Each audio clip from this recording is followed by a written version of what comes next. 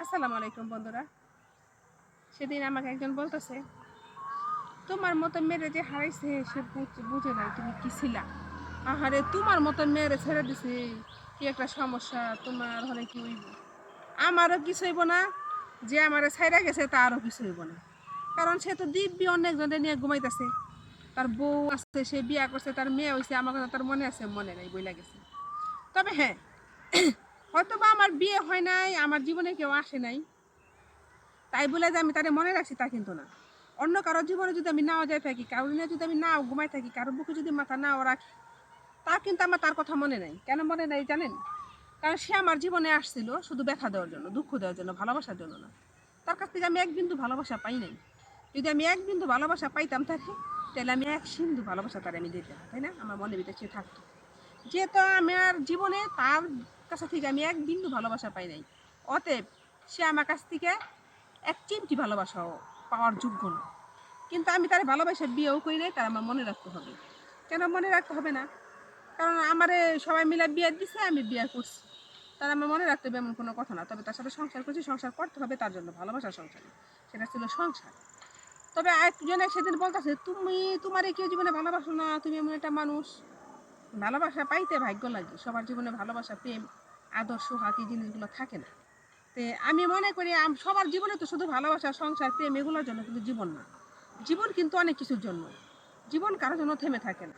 আর জীবন কিন্তু শুধু কাউকে পাওয়ার জন্যই জীবন তা কিন্তু না। তুমি নিজেকে যদি নিজের মতো করে প্রতিষ্ঠিত করতে পারো, তুমি অন্য সবাইকে ছেড়ে চলতে পারবা। তবে হ্যাঁ, একা মানুষ চলতে পারে না, বাস্তবতা। একা যে মানুষ চলতে পারে না, একা মানুষ বাঁচতে পারে না, এটা ঠিক আছে। কিন্তু একা বাঁচার সময় কিছু কিছু সময়তে পরিস্থিতির শিকারে মানুষ একা বাঁচার চেষ্টা করতে হয়, একা থাকতে হয়। কেন থাকতে হয় জানেন? কারণ একা জীবনটা অনেক কষ্টের, এটা ঠিক আছে, কিন্তু তারপরে মানুষের একা থাকতে হয়। যোগ্য কারো পাশে দাঁড়ায় যদি আমি অযোগ্য কারো পাশে দাঁড়াই, তাহলে কিন্তু সেটা খুব খারাপ।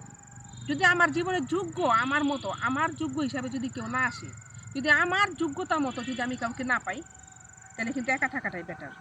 আর যদি আমি আমার মতো কাউরে পাই, আমি যেরকম ডিজার্ভ করি, যদি ওরকম কাউরে পাই, তাহলে আমার তার সাথে থাকাটা চলে।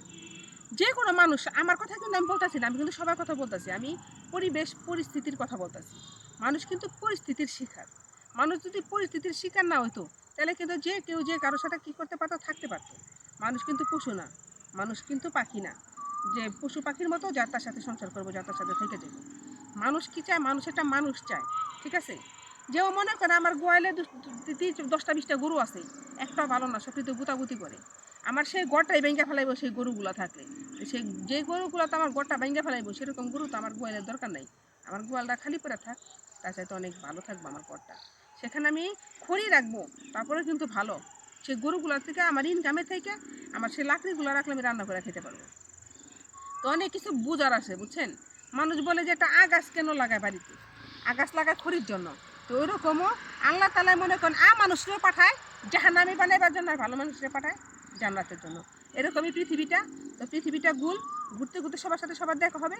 সবাই ভালো থাকবেন, সবারই ছাড়া সবাই বাঁচতে পারে। আসসালামু আলাইকুম।